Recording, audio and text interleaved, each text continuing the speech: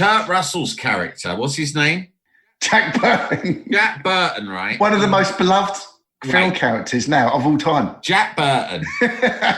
Jack Burton, we first see him and he's driving along in San Francisco in a big fucking truck. Oh, he's a dick, yeah. And he is shoving a massive fucking sandwich in his gob while simultaneously speaking to fuck knows who about fuck knows what into his fucking CB radio.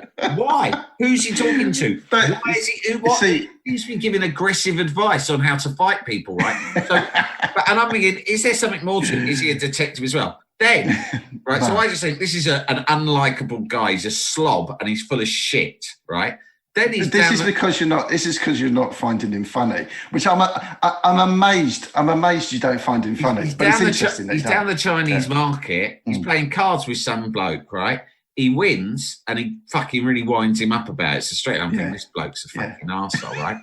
And the Chinese lad goes all moody and starts fucking. He slams like a knife down on the table, and you think, whoa, this is getting aggro. They're going to have a fight. They obviously don't like each other, right? And Kurt Russell goes, listen, you owe me money and I don't trust you either. So you're getting in my truck and I'm taking you to collect the money, right? At this point, they are being portrayed as adversaries. Yeah. But the lad goes, I tell you what, on the way to get the money, take me to the airport, right? Because I've got to pick someone up. So he goes to the airport. Next thing, his missus who he's waiting to get collected. But they're mates anyway. No. I know. Yeah. Listen, I know. Listen, I'm building up to something, right? I know they're supposed to be mates, but I watched this fresh last night. I've seen it once before, 20 years ago, right? I'm watching it, and there is no indication that they are mates. They are portrayed entirely as people who dislike each other. Therefore, as a first-time viewer of the film, when fucking Jack suddenly decides, having just given this fucking geezer who's beating that cards a lift to the airport, to get embroiled in a life-changing fucking life-on-the-line pursuit through the Chinese underworld and netherworld on behalf of... What's he doing it for? It's not explained. What's his agenda? What's his motivation? Why the fuck is this truck driver fighting ancient Chinese demons and gangsters, right? It's not even his bird who's been kidnapped. It's this other bloke's bird who 5 minutes ago he didn't like. He just wanted his money off him. But now we're supposed to believe that he's going, fuck it. I'll jack everything in.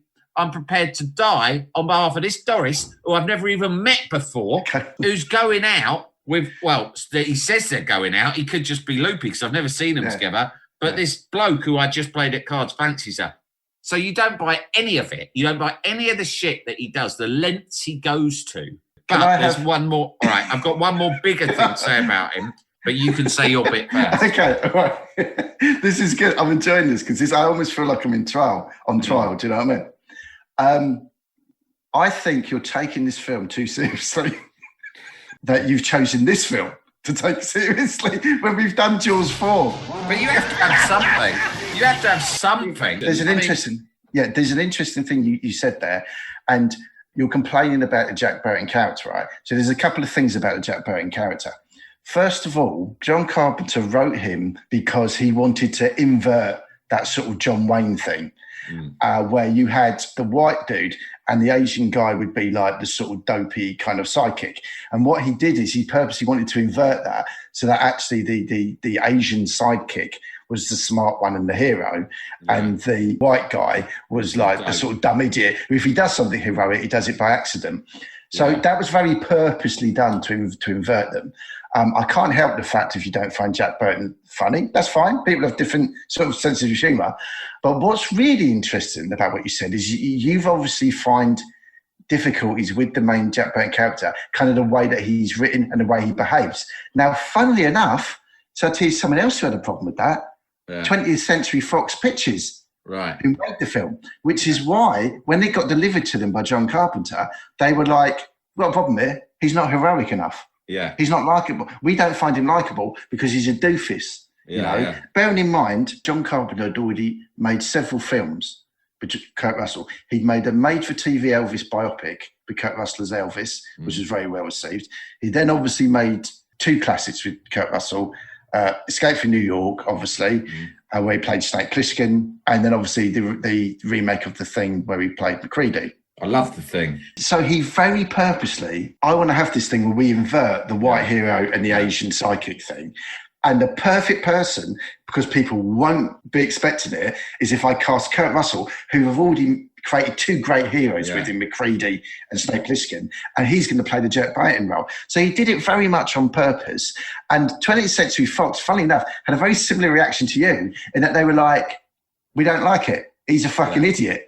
And John Carpenter's like, that's the whole point. They're like, we don't like it. So one of the things that they did, they added that beginning sort of pre-credit scene where you've got Egg Shen is talking to the dude about Jack Burton to instantly make him be like heroic before he appears. So they kind of I think that what he was reaching for, in that when you explain it, that makes sense. But I still think that I'm judging it without knowing the context of that, and therefore I think totally, and that's how everyone does. I think John Carpenter was reaching for something.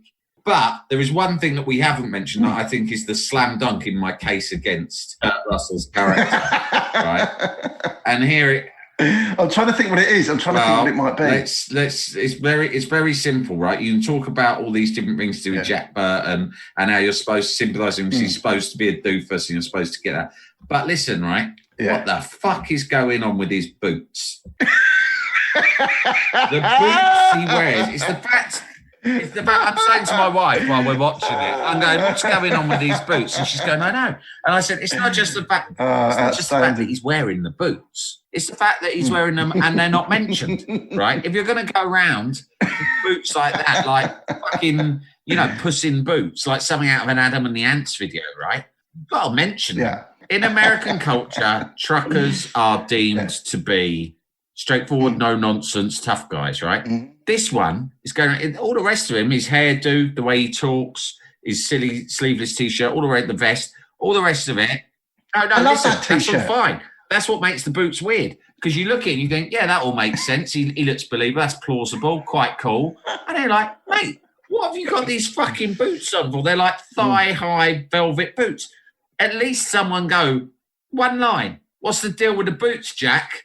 Hey man, they're just part of my individual style. Right. What don't you like about them? They appear sort of a bit chamois leather, don't they? What don't I like about them? Studs on them. Look at the boots, man. No one ever wears boots like that. They're just like absurd. They're absurd. No self-respecting Chinese demon is going to fucking take you seriously.